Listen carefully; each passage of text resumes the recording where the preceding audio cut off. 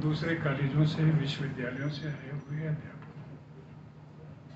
सबसे पहले तो मैं काशी हिंदू विश्वविद्यालय के महिला अध्ययन विभाग विकास और बांग्ला विभाग का यह जो संयुक्त आयोजन है 3 दिनों का, उसके लिए मैं हृदय से बधाई देता हूँ। देश के किसी भी हिस्से में और विदेश में भी कहीं कोई आयोजन अभी तक नहीं हुआ है, छोटा भी। यह महाश्वेता देवी की जन्मशती है। सोमा जानती हूँ कि अच्छी तरह बंगाल में भी शायद कोई कमेटी नहीं बनी है अभी तक, कमेटी भी नहीं बनी है। और मुझे लगता है और ठीक लगता है, अनुमान है लेकिन अनुमान हमारे सच होते हैं, कि ऐसा आयोजन 3 दिनों का, जिसमें ढाका से 3, काठमांडू से 3, लंका से 1, इस देश के अनेक राज्यों से आए हुए लोग, गुजरात को शायद छोड़कर,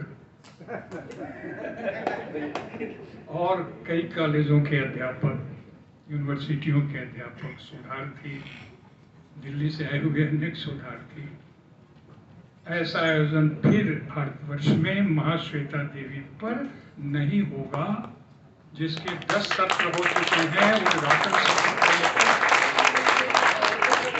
और लगभग 35 व्यक्तियों ने, कुछ ज़्यादा भी हो सकता है, उद्घाटन सत्र से अब तक अपने महत्वपूर्ण विचार व्यक्त किए हैं। मैं अब इसकी प्रतीक्षा करूंगा कि कोई आयोजन होता है, नहीं होगा, ऐसा कोई आयोजन नहीं होने वाला। मैं यह बात पूरे दावे के साथ इस देश को, समाज को जितना अधिक समझता हूँ, उसमें मैं ये बात आपके सामने रख सकता हूँ। चूँकि यहाँ सोमा है, इसलिए सोमा जी, मैं आपसे एक अनुरोध करना चाहता हूँ। वो आप ही कर सकती हैं और कोई नहीं कर सकता। बांग्ला में भी जहाँ तक मुझे जानकारी है, महाश्वेता देवी का संपूर्ण साहित्य जो है शायद अभी प्रकाशित है। संपूर्ण इसका उत्तर दे दूं कि वो जरद कुमार ही आखिरी था। हाँ, ये इसके साथ हाँ, इसके साथ अभी तक नहीं है, ये जब आ जाएगी तो उसमें हो जाएगा। मतलब कि बांग्ला में साहित्य अकादमी ने महाश्वेता देवी पर जो है वो मोनोलॉग निकला। दरअसल 100 के करीब उपन्यास, 20 के करीब कहानी संग्रह। मैं जब देख रहा था तो दंग था कि उनके इतने इंटरव्यूज हैं, इंटरव्यू की भी कोई किताब प्रकाशित नहीं।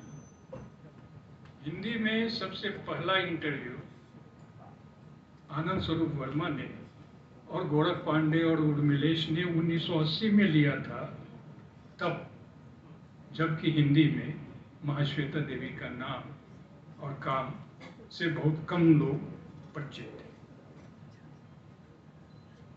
तो बड़ी बात यह है कि मुझे अभी 1980 की एक बड़ी राष्ट्रीय संगोष्ठी याद आ रही है, जब यहाँ के राजनीति विज्ञान विभाग के अध्यक्ष मनोरंजन झा जी ने प्रेमचंद की शतवार्षिकी पर एक अंतर अनुशासनात्मक गोष्ठी की थी, और उसमें इतिहास, प्रेमचंद पर हो रहा है, इतिहास, समाजशास्त्र, अर्थशास्त्र, लॉ, हिंदी और 1-2 विषय की ओर 6-7 विषय के लोग यहाँ उपस्थित थे।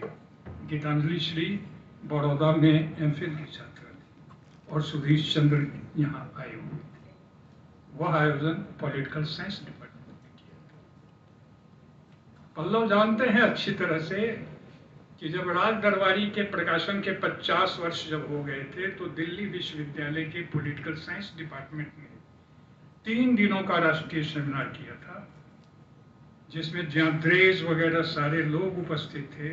हिंदी का एक भी आलोचक उसमें शामिल नहीं था। मैं चाहता तो हूं कि भारत के किसी विश्वविद्यालय के पॉलिटिकल साइंस डिपार्टमेंट में महाश्वेता देवी पर 1 दिन या 2 दिन का सही कोई बड़ा कार्यक्रम हो, लेकिन कोई उम्मीदवार नजर नहीं आती। मैं परेशान हूं खुद बहुत बुरी तरह, क्योंकि कल से ये दो शब्द जो हैं वो हथौड़े की तरह मेरे सर पर बज रहे हैं। महाश्वेता देवी के बारे में सोचते वो दो शब्द हैं जिसमें एक शब्द है फाइट, और वो 3 बार मेरे ऊपर बज रहे हैं, फाइट फाइट फाइट। और दूसरा शब्द है प्रोटेस्ट, और वो भी बजते हैं प्रोटेस्ट प्रोटेस्ट प्रोटेस्ट। मैं कुछ समझ नहीं पाता। यहां जिन वक्ताओं ने जितनी सार्थक, महत्वपूर्ण, प्रासंगिक बातें कही, उनके लगभग सभी महत्वपूर्ण उपन्यासों पर और कहानियों पर अपने सारगर्भित विचार रखे, कई खिड़कियां भी खोली। रविंद्र तो सारी खिड़कियां खोल देते, और भी कई लोग, कमलानंद जी ने ठीक ही कहा कि महाश्वेता देवी पर बोलना, विचार करना अंगारे पर चलने की तरह है। लेकिन अब मैं सोच रहा हूं कि जब सब कुछ यहां कहा जा चुका है तो मैं क्या बोलूं जिसमें कि किसी प्रकार की पुनरावृत्ति नहीं हो, और कुछ ऐसा हो जो सार्थक भी हो, समयानुकूल हो, समुचित हो, संगत हो। लेकिन उसके पहले वाले सत्र में राजकुमार मीना जी ने जो बात कही उसकी ओर, क्योंकि उन्होंने कहा था कि आगे आने वाले वक्ता या जो भी हो उस पर ध्यान देंगे, तो मैं उस पर कुछ बातें करना चाहता हूँ। उन्होंने वीर भरत तलवार का कथन उद्धृत किया महाश्वेता देवी के संबंध में, और उनका कहना था, वीर भरत तलवार का कहना है कि महाश्वेता देवी आदिवासी समुदाय से बहुत भीतर से जुड़ी हुई नहीं थी। यही विस्तार से हुए एक पैराग्राफ में बात करते हैं। वीर भरत तलवार को जो नक्सलवादी धड़ा है, उसके एक ग्रुप ने, जब ये बहुत विभक्त हो गया था, तो उनके ग्रुप ने उनको पटना भेजा था और ये कहा था एक पत्रिका निकालने। तलवार ने तब फिलहाल पत्रिका निकालना वहां से आरंभ किया। 2 वर्ष तक वह पत्रिका निकलती रही, अरुण कमल जी सब लोग साथी थे उनके, आलोक। उसके बाद फिर उनके ग्रुप ने उनको ये कहा कि आदिवासी इलाके में, उस समय बिहार में ही झारखंड था, कि वहाँ चली गई। 1972 के अंत में या 73 के आरंभ में वीर भरत तलवार वहाँ जाते हैं। वो 1 दशक तक झारखंड में सक्रिय थे, लेकिन मैं यहाँ समय नहीं है, लेकिन तलवार ने महाश्वेता देवी पर जो कहा है, अगर उसी पर मैं बात करने लगूं तो काफी समय हो जाएगा। इसलिए उस पर बात न करके मैं यह कहना चाहता हूं कि तलवार के इस कथन से मैं सहमत नहीं हूं। आदिवासियों के लिए वीर भरत तलवार ने भी किया है, काफी किया है। झारखंड के दस्तावेज के दोनों खंडों देख लीजिए जो नवारुण प्रकाशन से प्रकाशित है, लेकिन वो डॉक्यूमेंटेशन है। पल्लव ने साहित्य अकेडमी की बात की कि साहित्य अकेडमी ने महाश्वेता देवी पर कोई मोनोग्राफ नहीं निकाला। मोनोग्राफ निकालता तो मैं परेशान होता, चकित होता कि मोनोग्राफ कैसे निकाला। साहित्य अकेडमी ने निकाला है, मोनोग्राफ निकाला है। बांग्ला बांग्ला हिंदी में नहीं, हिंदी में तो अनुवाद हो रहे हैं। जितने भी मोनोग्राफ निकले हैं आप उसकी फहरिस्त देख लीजिए। बांग्ला की बात हम नहीं कर रहे, हिंदी में। साहित्य अकेडमी आयोजन भी करेगा, साहित्य अकेडमी आयोजन करेगा। वो आयोजन 1 दिन का होगा, और उस आयोजन में जो उपस्थित लोग होंगे उसको नोट कीजिएगा कि वो कैसे उपस्थित होंगे। अब हमारे सामने सवाल ये उठता है, सबसे पहले तो मैं आशीष जी के प्रति आभार प्रकट करूं कि उन्होंने मुझे आमंत्रित किया, तो मैं थोड़ा चौंका। मैं इसलिए चौंका कि शायद 12-14 वर्ष के बाद, 10-12 वर्ष के बाद मैं इस कैंपस में आया हूं। तो महाश्वेता देवी तो बिल्कुल, मैं उन्हें दीदी कहता था। वो तो हमेशा न लिखूं न पढ़ूं, कभी कभी आती रहती हैं, जाती रहती हैं, फाइट फाइट। तो मैंने कहा कि मैं आऊँगा। उनके प्रति मैं हृदय से आभार प्रकट करना चाहता हूँ, इसलिए कि उन्होंने यहाँ आने का अवसर दिया और बाद में मैं सही सलामत रहूं तो महाश्वेता देवी को जरा फिर से दोबारा पढ़ने और समझने की एक नई कोशिश करूंगा। अब सवाल मेरे सामने ये है कि जब सब कुछ इतना कर दिया गया डिटेल्स में महत्वपूर्ण ढंग से, तो मैं क्या करूं? तो मैं उनके एक लेख की कुछ पंक्तियां उद्धृत करना चाहता हूं और मुझे लगता है कि इसको छपवा करके मर देना चाहिए अपने घर में। वह है द रिपब्लिक ऑफ ड्रीम, लंबा सा है, इसलिए मैंने उसके कुछ अंश केवल यहाँ चुने। अद्भुत है जहां पर वो भारत के बारे में लिखती है, अद्भुत है, अद्भुत है। सब कुछ भारत का जो आधुनिक विकास हुआ है तो विनाश हुआ, तब सब कुछ अद्भुत है। मैं द रिपब्लिक ऑफ ड्रीम से कुछ पंक्तियां पढ़ रहा हूं। जब तक आप सपने देखना नहीं जानते तब तक कुछ नहीं होता। सत्ता प्रतिष्ठान रिमोट कंट्रोल से उन सभी मस्तिष्क कोशिकाओं को नष्ट करने पर आमादा है जो सपने पैदा करती है। मस्तिष्क कोशिकाओं को अभी वैश्विक स्तर पर हमारे मस्तिष्क कोशिकाओं को प्रभावित करने या समाप्त करने की जितनी कोशिशें चल रही है, न्यूरोसाइंस में जितने रिसर्चेज हो रहे हैं, अब उसे हम थोड़ा देखें। मस्तिष्क कोशिकाओं को सत्ता प्रतिष्ठान मस्तिष्क कोशिकाओं को क्यों नष्ट करने पर आमादा है? ये जो हाई टेक्नोलॉजी है, ये हाई टेक्नोलॉजी जो खेल खेलती है, वो देखिए कि वो बताती हैं जो सपने पैदा करती हैं स्वप्न। महाश्वेता देवी के सामने एक यथार्थ है और महाश्वेता देवी के पास एक स्वप्न। सपने देखने का अधिकार ही मानव जाति को जीवित रहने की अनुमति देता है। सपने देखने का अधिकार पहला मौलिक अधिकार होना चाहिए, फर्स्ट फंडामेंटल राइट। कविता में केवल पाश ने कहा है कि सबसे खतरनाक होता है हमारे सपनों का मर जाना। पाश की विचारधारा देखिए और महाश्वेता देवी को देखिए। एक पंजाब का है, एक बंगाल का। हो सकता है और लोग हों कवियों में उनके यहाँ पंक्तियां मिल जाए, लेकिन जो पंक्तियां गूंजती रही हैं पूरे भारतवर्ष में और भारतवर्ष के बाहर भी, वो पाश की पंक्तियां गूंजती रही हैं। और यह महाश्वेता देवी की भी पंक्तियां गूंजनी चाहिए कि सपने देखने का अधिकार हमारा पहला मौलिक अधिकार है।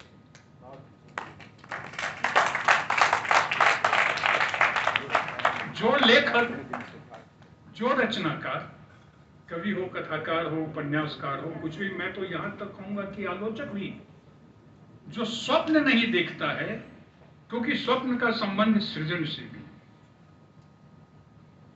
महाश्वेता देवी फिर आगे लिखती है, 1980 के दशक से ही मैं हमारे सबसे हाशिए पर पड़े और वंचित लोगों के साथ होने वाले रोजमर्रा के अन्याय और शोषण के बारे में मुखर रही।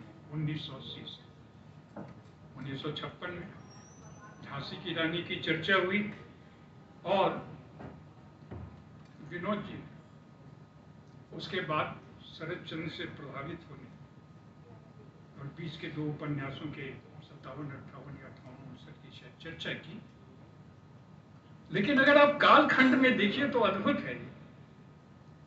1956 में झांसी की रानी के प्रकाशन के बाद से लेकर के 1967-68 तक के जो 10-12 वर्ष का समय है, और उस 10-12 वर्ष में महाश्वेता देवी क्या लिखती हैं, इस पर आप ध्यान दीजिए, और उसके बाद क्या लिखती हैं वो ध्यान दीजिए। उसके बाद सब कुछ बदल जाता है। आदिवासी, भूमिहीन, ग्रामीण गरीब जो फिर शहरों में घुमंतू मजदूर या फुटपाथ पर रहने वाले बन जाते हैं, अखबारों में छपी रिपोर्टों के जरिए, मेरे द्वारा कार्यकर्ता संगठनों, याचिकाओं, अदालती मामलों, अधिकारियों को लिखे पत्रों और वकालत में भागीदारी के जरिए मेरे द्वारा संपादित की जाने वाली जमीनी पत्रिका बोर्तिका के जरिए, जमीनी पत्रिका, जमीनी पत्रिका बोर्तिका के जरिए, जिसमें वंचित लोग अपनी सच्चाई बताते हैं, और अंत में अपने उपन्यासों के जरिए मैंने भारत की आबादी के इस उपेक्षित हिस्से की कठोर सच्चाई को राष्ट्र के ध्यान में लाने की कोशिश की है।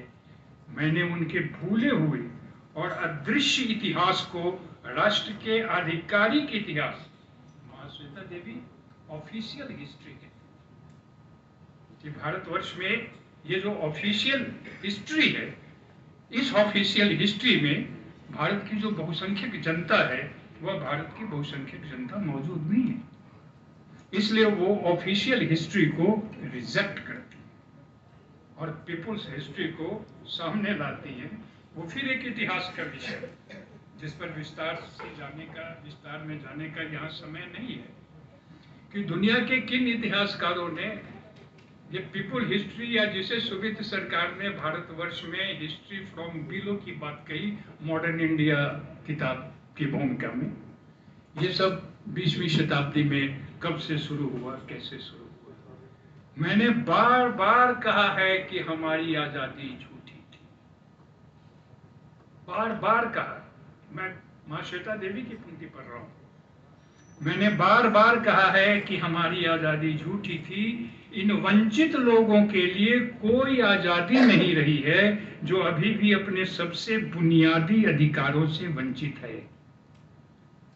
अभी भारतवर्ष की आबादी 1 अरब 44.5 करोड़ से कुछ ज्यादा है। इसमें 80 करोड़ लोगों को 5 किलो अन्न दिया जाता है।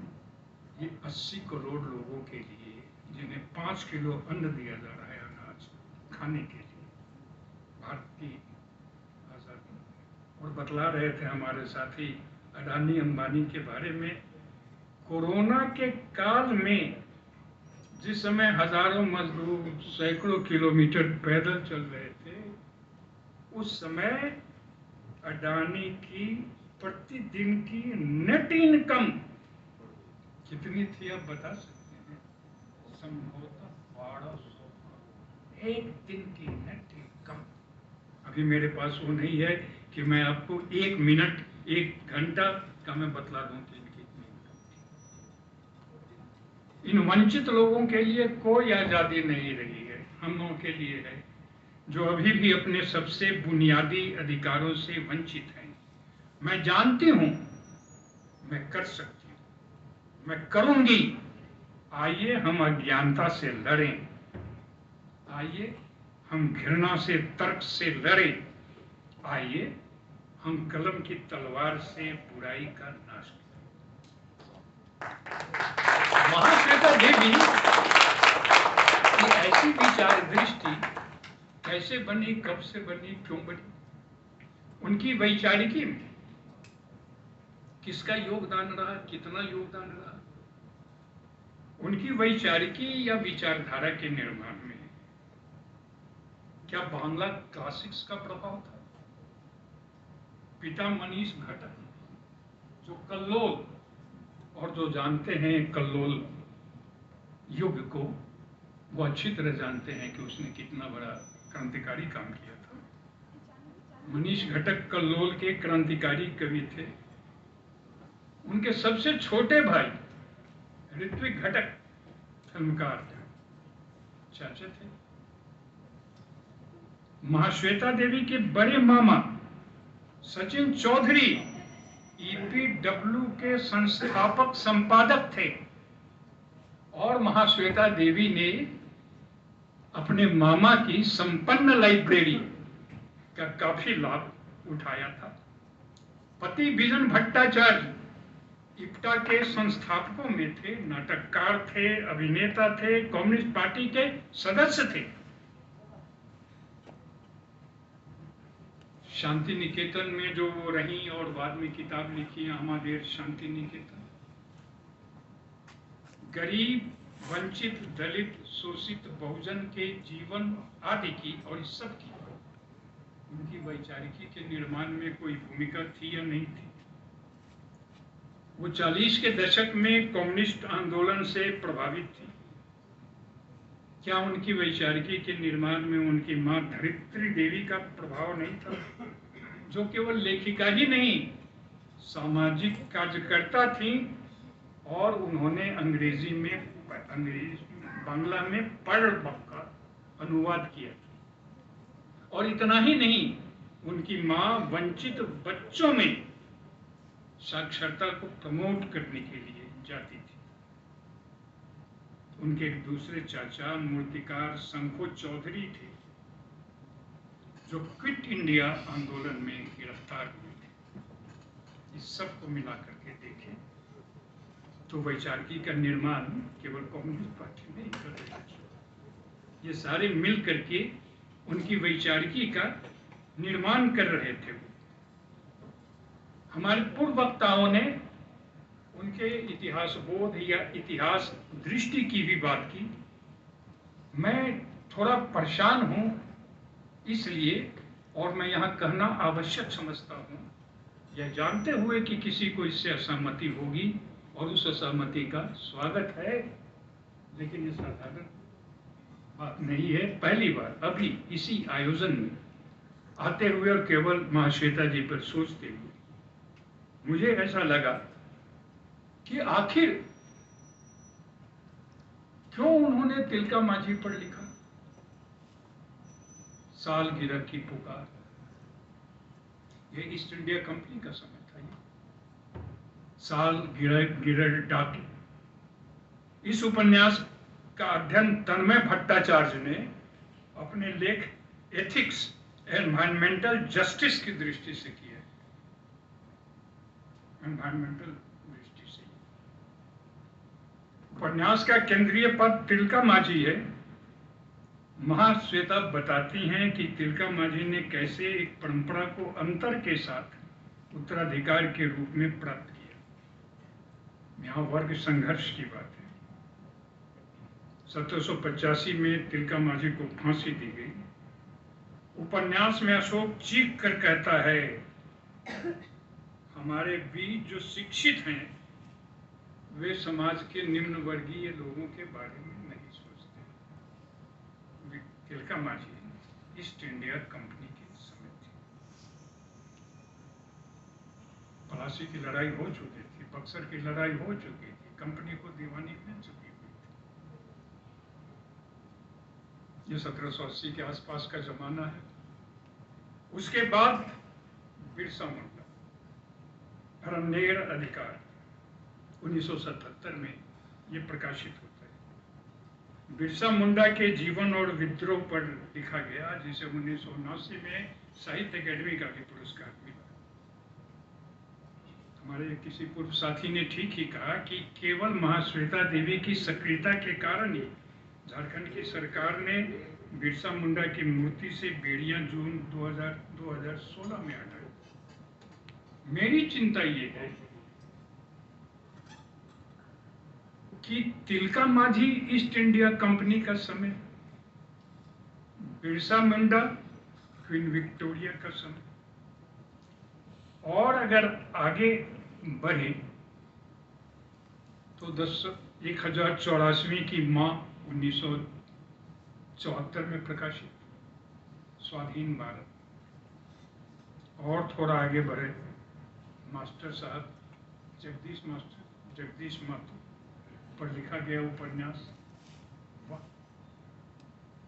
कैलेंडर बदलने से समय नहीं बदलता है। मैं आप सभी सुधी जनों के समक्ष एक प्रश्न रखना चाहता हूं। वह प्रश्न यह है कि क्या ईस्ट इंडिया कंपनी से 350 वर्ष का यह जो भारत है, ईस्ट इंडिया कंपनी से 21वीं शताब्दी की 1/4 तक का यह भारत, इसमें क्या पूरी तरह बदल चुका हुआ है? इसमें गुणात्मक परिवर्तन आ चुका हुआ है।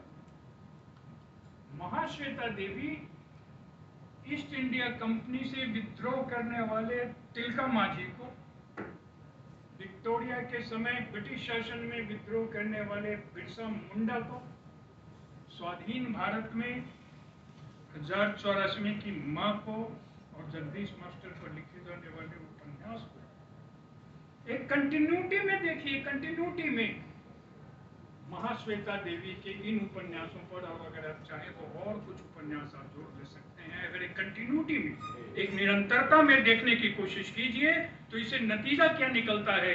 नतीजा यह निकलता है कि भारतवर्ष बदला नहीं है। अगर भारतवर्ष बदल गया होता तो फिर 1084 की मां को लिखने की जरूरत क्या थी मास्टर साहब? ये सोशल साइंस के लिए, पॉलिटिकल साइंस के लिए, सोशियोलॉजिस्ट के लिए यह विचार का विषय है कि आइए थोड़ा सा हट करके, टेक्स्ट से हट करके, कि east India company, queen Victoria का शासन, स्वाधीन भारत का शासन, इसमें कितनी सिमिलरिटी है, कितनी समानता है और इसमें कितनी पृथकता है। कुछ न कुछ तो समानता है ही है ना। वो समानता शोषण की समानता है, अन्याय की समानता है, और उसी शोषण और अन्याय के खिलाफ महाश्वेता देवी लिख रही है। तो यह जिस तरह से कंटिन्यूटी में है, महाश्वेता देवी सबसे बड़ा संदेश भारतीय इतिहासकारों को यह दे रही है कि इस कंटिन्यूटी में इतिहास को देखने की कोशिश करो। किसी इतिहासकार ने, किसी भारतीय लेखक ने इतने बड़े कालखंड को, 350 वर्ष के कालखंड को एक निरंतरता में रख कर देखने की कोई बात ही नहीं कही कभी। और अगर इससे किसी को आपत्ति हो तो बहस के लिए ईस्ट इंडिया कंपनी का चलिए वहां पर बात कीजिए, उनकी सारी चीजें वॉरेन हेस्टिंग्स के जमाने में चलिए, जहां चलना है वहां चलिए, आप बात कीजिए। ये मैं हृदय से आशीष जी को बधाई देता हूं कि अगर उन्होंने मुझे आमंत्रित न किया होता तो इस तरह से मैं नहीं सोचता। इसका सारा श्रेय आपको। हमारे सोचने में अगर कोई बात हो तो मैं अवश्य इस पर विचार करने के लिए तैयार हूं और अपने को संशोधित करने के लिए भी मैं तैयार हूं। शर्त यह है कि तार्किक ढंग से, तथ्यात्मक ढंग से, विचारपूर्ण ढंग से हम लोग आपस में बात करें, संवाद करें। इस संवादहीन समय में महाश्वेता देवी वह एक संदेश देती है, एक कंटिन्यूटी में वो संघर्ष है। इसलिए महाश्वेता देवी का संपूर्ण साहित्य संघर्षों की महागाथा है, संघर्षों की महागाथा। भारतीय साहित्य में जब उनका निधन हुआ था 2016 में, तो उस समय हमने लिखा था स्वाधीन भारत की महानतम लेखिका। और बार बार मैं सोचता हूं तो कवि के रूप में वरवर राव पर ध्यान जाता है और इधर ध्यान जाता है, वरवर राव से भी ज्यादा है मैं इनको। स्वाधीन भारत में क्या आप देखिए, केवल महाश्वेता देवी का विपुल पाठ किया जा सकता है, अनेक ढंगों से पाठ किया जा सकता है, लेकिन 80 के दशक में जो चीजें इस देश में चलती हैं वो 3 डिस्कोर्स की चलती हैं। दलित डिस्कोर्स, वुमेन डिस्कोर्स और बाद में चल करके आदिवासी डिस्कोर्स आता है। जबकि इस एक टाइम डिस्कोर्स की बात करने का समय विमर्श, हम जिस समय में रह रहे हैं वो समय कैसा है, एक सोशल डिस्कोर्स जिसमें ये सब समाहित हो जाए, ये सब आ जाए। ये जो खंडित दृष्टि है, एकांगी दृष्टि है, महाश्वेता देवी पर अगर इस ढंग से हम बात करेंगे तो महाश्वेता देवी का जो प्रतिरोधात्मक जो वास्तविक जो स्वर है वो कहीं न कहीं वो छूट जाएगा, वो अधूरा है। चोट्टी मुंडा का तीर में वो लिखती हैं, मुंडाओं को क्या सिर्फ मालिक महाजन मारते हैं? कानून मारता है, अदालत मारती है। अदालत को देखिए, अगर कोई कहे कि कानून नहीं मारता है, केवल कानून और अदालत, इन दो शब्दों पर ही पूरी इंडियन जुडिशियरी की बात की जा सकती। आज के सुप्रीम कोर्ट और हाई कोर्ट और लोअर कोर्ट पर नहीं, शुरू से लेकर के ये जो जुडिशियरी बनाई कंपनी वगैरह ने, बाद में कलकत्ता वगैरह में जो बनी, उस समय से लेकर के अब तक, या अगर उसको छोड़ भी दीजिए तो इस समय की ही जुडिशियरी पर बात होती है। महाश्वेता देवी लिखती है, कानून मारता है, अदालत मारती है। एक हाई कोर्ट का जज ही कर रहा है ना कि लड़कियों का नाड़ा खोलना जो है सो कोई ये नहीं, ये तो हाई कोर्ट का जज बोल रहा है। बहुत सारे जज इस तरह की बात बोलते चले आए, किस पर बात की है?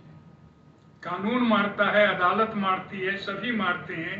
जमीन चली गई हरमू, मैं आंखों से देखता रहा, आदिवासी को देखने से छूत लगती। कानून अदालत करो, कानून अदालत, किसी दिन विश्वास नहीं होता। वकील कहां से मिलेगा? वकील रुपया लेगा, वो जो कुछ कहेगा मुंडा समझेंगे नहीं। मुंडा क्या कहता है वे नहीं समझेंगे। मुंडा के यांग कहने से वकील को व्यांग माने मेढक समझ में आ जाता है। मुंडा कह रहा है यांग और वकील समझ रहा है व्यांग, मेढक। भाषा, पूरी जुडिशियरी कॉमन मैन की लैंग्वेज से कितनी अलग है, क्या इंसान का। और हाकिम की समझ में भी उल्टी बात आती है। हाकिम उल्टा फैसला करता है। महाश्वेता देवी के कई इंटरव्यूज हैं, 20।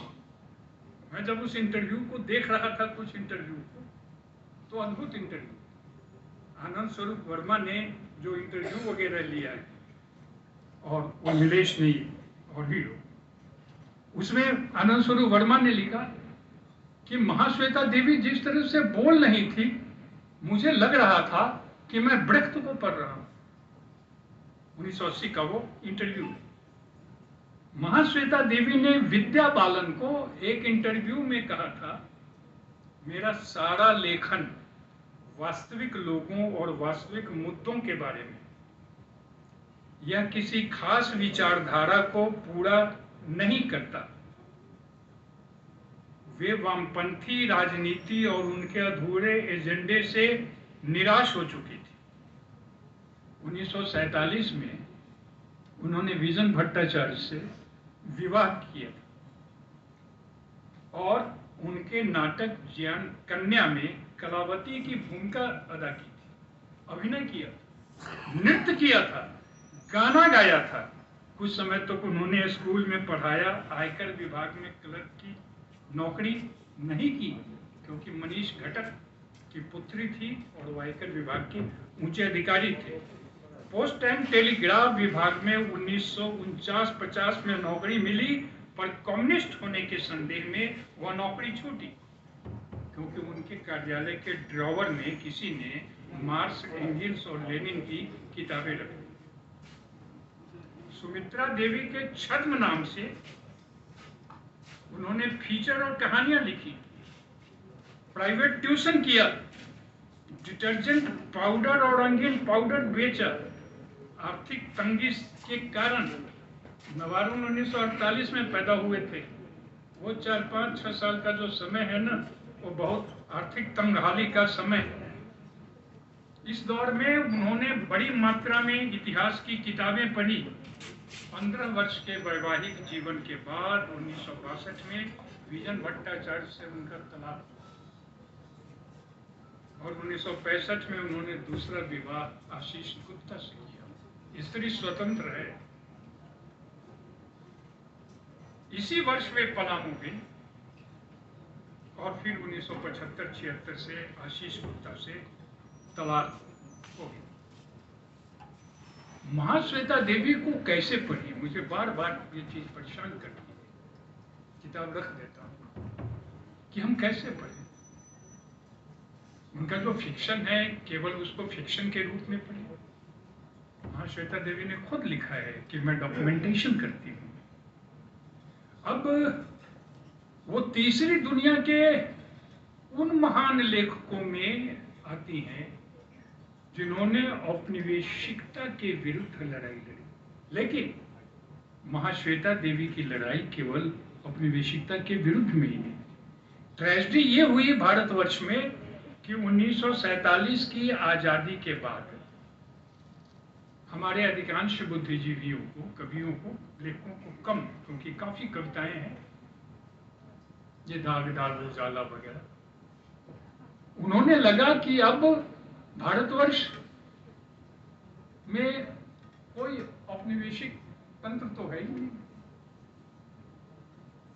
इसलिए जो बड़े सोशियोलॉजिस्ट हैं उन्होंने 1947 से लेकर बाद के कई वर्षों तक उस पर विचार ही नहीं किया, जबकि कॉलोनियलिज्म, जिसको इंटरनल कहिए, जो कहिए नाम दीजिए, वो किसी न किसी रूप में मौजूद था।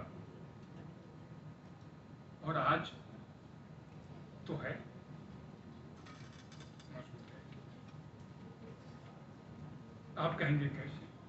मैं कहूंगा ऐसे कि जब अमेरिका से हथकड़ी लगाकर पाँव में बेड़ी डालकर जब यहाँ लाए गए थे, सर में उतारा गया था कुछ लोगों को, पूरे देश में कहीं भी कोई धरना, कोई प्रदर्शन, कोई आंदोलन, कोई विरोध नहीं हुआ।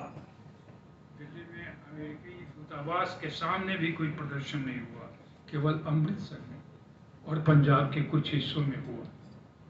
यह आपके देश की जो संप्रभुता है, वो देश की संप्रभुता खंडित होती है या नहीं होती है। अब जो पॉलिटिकल थिंकर्स है वो इस पर बात करें। उनके नायक संघर्षशील हैं और महत्वपूर्ण है महाश्वेता देवी के यहाँ संघर्ष, संघर्ष, संघर्ष, लड़ाई। इससे कोई फर्क नहीं पड़ता कि हम लड़ाई हार जाते हैं, क्योंकि दिनकर ने तो लिखा ही है, हार से मनुष्य की न महिमा घटी है और तेज न बढ़ा है किसी मानव का जीव। हार महत्वपूर्ण नहीं है, महत्वपूर्ण है संघर्ष। हम कितना संघर्ष करते हैं या हम नहीं करते। महाश्वेता देवी ने एक संघर्ष का रास्ता ये दिखलाया और इसीलिए उनके लिए लेखन एक सामाजिक, सांस्कृतिक एवं राजनीतिक कार्रवाई है। और इस तरह से कई चीजें लिखी जा रही है। सुहा तिवारी का अभी एक लेख हमको देखने को मिल गया कहीं, writing as a social service, the literary compass of Mahasweta Devi. ऐसा हम नहीं कहते कि साहित्य है तो हम उसका साहित्यिक पाठ न करें, हम उसका साहित्यिक पाठ भी करें, लेकिन साहित्यिक पाठ तक सीमित न रहें, क्योंकि केवल अगर हम साहित्यिक पाठ करते हैं तो ये मेरी चालाकी है। और साहित्यिक पाठ भी करेंगे तो किस तरह से करेंगे? रुदाली का साहित्यिक पाठ करें और वह जो रुदन है, और द्रौपदी का पाठ करें और द्रौपदी की जो नग्नावस्था है, तो ये तो हम देख रहे हैं कि द्रौपदी नग्न हो गई है, लेकिन क्या द्रौपदी की ही नग्नावस्था है या पूरा समाज नग्न हो रहा है, पूरी सिस्टम नग्न हो रही है? वह जो सामूहिक विलाप है, वो जो भाड़े पर आई हुई है, मृत्यु जो है वह भी एक व्यापार। किसके लिए? जो पैसे वाले, पैसे देकर के बताते हैं। अगर हम उसके डीप में जाएं, गहरे में जाएं, उसके साहित्यिक पाठ में, एक आयामी पाठ में नहीं, बहुआयामी पाठ में, तो वहां से भी कई अर्थात छटाएं हमें देखने को मिलेंगी। लेकिन बड़ी बात यह है कि उसका सामाजिक, सांस्कृतिक और राजनीतिक पाठ जरूरी है। उनका लेखन सोशियो पॉलिटिकल, कल्चरल है। महाश्वेता देवी सामाजिक राजनीतिक लेखक हैं। उनकी तुलना रविन्द्रनाथ ठाकुर, आशापूर्णा देवी और विभूति शंकर बंदोपाध्याय से करना सही नहीं है। इसलिए जब 1084 की माँ जब प्रकाशित हुई तो बांग्ला साहित्य में या बांग्ला समाज में एक प्रकार की खलबली मच गई, पाथ ब्रेकिंग नॉवेल हुआ ये, क्योंकि वो जो भद्रसन है वो स्वीकार ही नहीं कर सकता था। आज भी मुझे इसकी शंका है कि उन पर कोई पश्चिम बंगाल में कोई बड़ा आयोजन होगा। ममता बनर्जी चाहे तो कुछ कर सकती है, आप चाहो तो कर सकते हैं। मुश्किल, बहुत कठिन है। उनका लेखन हमें बेचैन करता है, सक्रिय करता है, एक्टिव करता है। वो एक्टिविस्ट राइटर हैं, केवल बांग्ला की नहीं, भारतवर्ष की अकेली एक्टिविस्ट राइटर है। मैं अरुंधति राय का स्थान मैं इसके बाद दूंगा, इसके पहले मैं नहीं दे सकता अरुंधति राय का। वो एक्टिविस्ट राइटर, और एक्टिविस्ट राइटर का जो लेखन होता है वो अपने पाठकों को एक्टिवेट करता है, सक्रिय करता है। ये बहुत महत्वपूर्ण है ये, इसलिए कि महाश्वेता देवी ने इस धधकते वर्ग संघर्ष की एक कहानी लिखी है। अभी बाहर है, अभी बोल रहे हैं। ये महाश्वेता देवी ने धधकते वर्ग संघर्ष को अनदेखा करने और इतिहास के इस संधि काल में शोषितों का पक्ष न लेने वाले लेखकों को के बारे में कहा है कि इतिहास कभी माफ नहीं करेगा। महाश्वेता देवी की अब विशेषताएं देखिए। उन्होंने हिस्ट्री के इतिहास के नायकों को लाकर खड़ा किया, उन्होंने हिस्ट्री की परिभाषा भी बदली, और उनका इतिहास लेखन जो है वह इतिहास निर्माण के लिए है। वो मार्क्सवादी थी, लेकिन किसी कम्युनिस्ट पार्टी की वो मेंबर नहीं। 1988 में मार्क्सिस्ट स्टडी सर्किल ने उन्हें पेंसिल्वानिया में पीटर्सबर्ग यूनिवर्सिटी में आमंत्रित किया था। उनके यहाँ लोक प्रमुख है, राज नहीं। लोकवृत्त प्रमुख है, राजवृत्त नहीं। झांसी की रानी उपन्यास पहले देश पत्रिका में प्रकाशित हुआ था। उन्होंने इस उपन्यास के लेखन में लोकवृत्त के उपादान और जन सामान्य की उक्तियों को आधारभूत उपादान माना है। उन्होंने भारतीय इतिहास लेखन के लिए मौखिक परंपरा को महत्व दिया। ओरल हिस्ट्री जो है, देखिए झांसी की रानी 1956। अब आप देख लीजिए, भारतवर्ष के जितने भी बड़े महत्वपूर्ण आधुनिक इतिहासकार हैं, उनके इतिहास लेखन में ओरल हिस्ट्री कब आती है और कैसे आती है। हमारे देश के जो बड़े आधुनिक इतिहासकार हैं, वे मौखिक इतिहास को कितना महत्व देते हैं, और उन्होंने उसे महत्व दिया। मौखिक परंपरा को लिखा, विद्वान लोगों की लिखी गई पुस्तकों, दस्तावेज, गजेटियर के साथ लोक उपादानों को भी लेना पड़ेगा। इसी नीति के आधार पर मैंने 23 वर्ष बाद अरण्येर अधिकार लिखा। सौभाग्य से उस दिन मुझे पता नहीं था कि भविष्य में मेरी इस विचारधारा को समर्थन मिलेगा। ये जो सबाल्टर्न हिस्ट्री है, ये तो रंजीत बुआ ने शायद 1977-1978 में इसे आरंभ किया था। तो प्रश्न यहाँ पर यह उठता है कि महाश्वेता देवी का जो समस्त लेखन है, वह समस्त लेखन किसके लिए है, क्यों है, उसका पर्पस क्या है।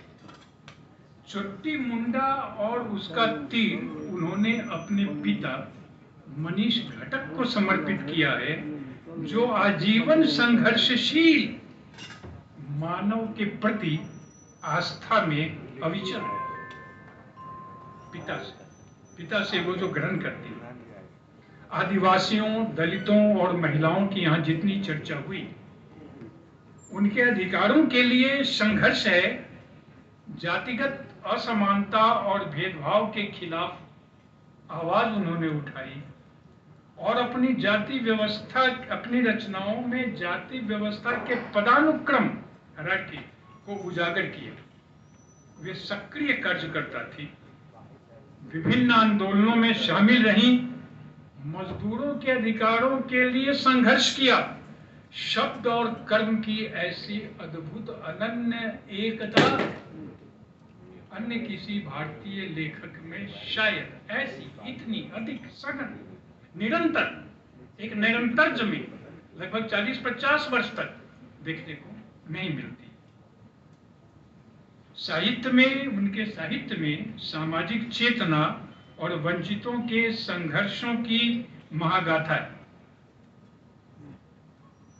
विद्या बालन को उन्होंने कहा कि मैं वामपंथी राजनीति और उसके अधूरे एजेंडे से निराश हो चुके हैं। माकपा के 30 साल के शासन ने पश्चिम बंगाल में आम लोगों के आंदोलन को कुचल दिया। मैं इस बार 2010 ममता बनर्जी का समर्थन कर रही हूँ। इस बातचीत में उन्होंने हिंसा का समर्थन न करने की भी बात कही।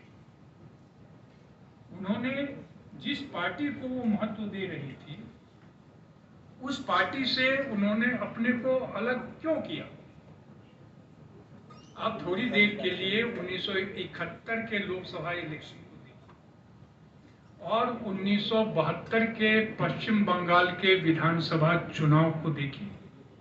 उस चुनाव में जितनी धांधली मची थी, तो नागार्जुन ने एक बड़ी लंबी कविता लिखी थी, अब तो बंद करो हे देवी यह चुनाव का प्रश्न। उस लंबी कविता को छापने के लिए कोई तैयार नहीं था। वो तो विमल वर्मा ने सामयिक में वो कविता जो है सो वो प्रकाशित कर दी, क्योंकि पूरी की पूरी जो लेफ्ट पॉलिटिक्स है वह मूवमेंट पॉलिटिक्स को छोड़ करके इलेक्टोरल पॉलिटिक्स में वो चली। इलेक्टोरल पॉलिटिक्स में, चुनावी राजनीति में समझौते होते, गठबंधन बनते, चुनावी राजनीति में आंदोलन नहीं होते।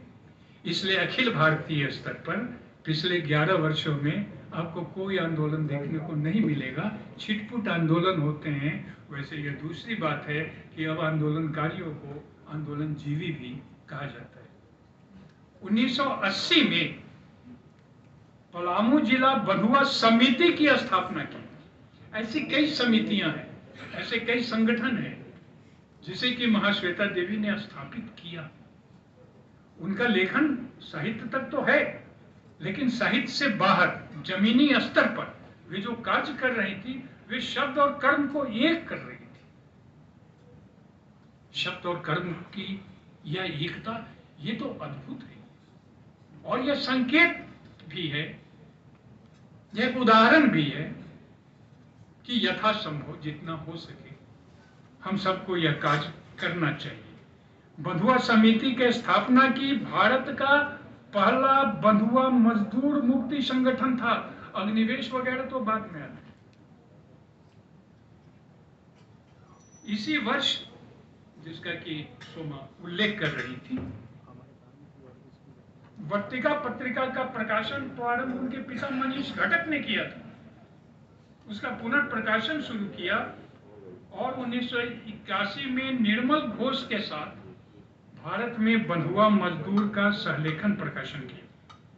1984 में पश्चिम बंग खेड़िया सबर कल्याण समिति की अध्यक्ष रही। इसकी स्थापना की गोमास्ता प्रसाद सोरेन और गोपी वल्लभ सिंह देव के साथ। 1986 में 38 बंगाल आदिवासी ग्रुप के बीच सहयोग को प्रमोट करने के लिए आदिम जाति ऐक्य परिषद की स्थापना की और 1998 में D notified and nomadic tribe rights action group DNTRAG को गठित किया। ये कम बड़ी बात नहीं, ये बहुत बड़ी बात है। संगठन बनाना, उसे सक्रिय करना, उसे शामिल करना। सोमा कह रही थी कि सबर मेले में जाओ, वहां से कुछ करें, लेकिन उन्हें माँ कहती थी, वे सबर की माँ थी। जब उनका निधन हुआ, सैकड़ों घरों में चूल्हा नहीं जला, हजारों घरों में नहीं जला। हम लोग तो उन्हें दीदी कहते थे। हमने उन्हें कहा था कि दीदी ये सब ठीक है, लेकिन साहित्य अकेडमी का चुनाव आप हार जाएंगे, ये निश्चित है। 1985 में एक सांस्कृतिक विनिमय प्रोग्राम में वो फ्रांस गई थी। 80 के बाद जब सबसे पहले गायत्री चक्रवर्ती स्पिवाक का महाश्वेता देवी से परिचय आलोचक समीक बंदोपाध्याय ने 1979 में कराया था। 1979 में वे बालीगंज वाले फ्लैट में और गोल्फ ग्रीन फ्लैट में महाश्वेता देवी से कई बार मिली। उन्होंने 1981 में क्रिटिकल इंक्वायरी के एक अंक में द्रौपदी का अंग्रेजी अनुवाद प्रकाशित किया, और फिर जो पूरी दुनिया है, उस पूरी दुनिया में महाश्वेता देवी का प्रवेश। गायत्री चक्रवर्ती स्पिवाक ने उनकी कई किताबों का प्रेस स्टोरीज वगैरह, जिसकी थोड़ी सी चर्चा स्तनदायिनी की सोमा कर रही थी, उसकी भूमिका देखिए, उनके इंटरव्यूज देखिए, उनकी टिप्पणी देखिए, तो ये सारी चीजें उछल रही थी। अंग्रेजी अनुवाद के जरिए महाश्वेता देवी पूरी दुनिया में फैल जाती थी। मैं जब देखने लगा तो मैंने आश्चर्य किया कि इन पर कितने लोगों ने लिखा है, विदेशी लोगों ने। समाप्त करना है, 5 मिनट में समाप्त कर देता हूं।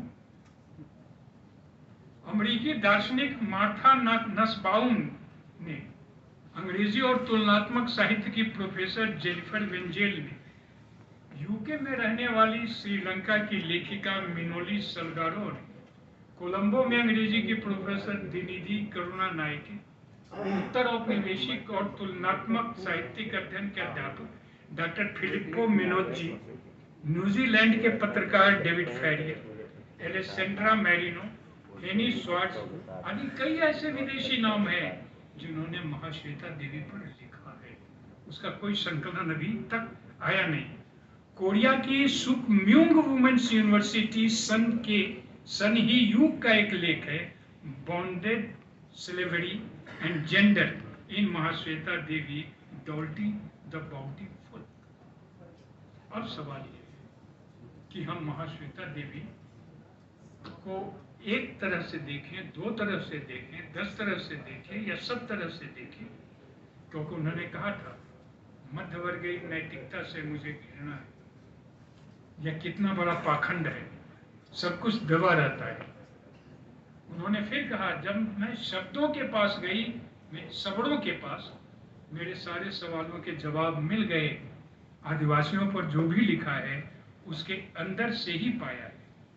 मैं अंतिम वाक्य तक मनुष्यों के लिए बोलना चाहती हूँ, उन मनुष्यों की बात जिनके सीने की हड्डी उमड़ी है, जो दुखी है, मेहनती है, और अंत में उनका यह कथन, लेखकों को वहां अधिक चौकस रहना पड़ता है जहां अंधेरा कुंडली मारकर बैठा है, उसे वहां प्रकाश फैलाना होता है, अविवेक पर प्रहार और कशाघात करना होता है।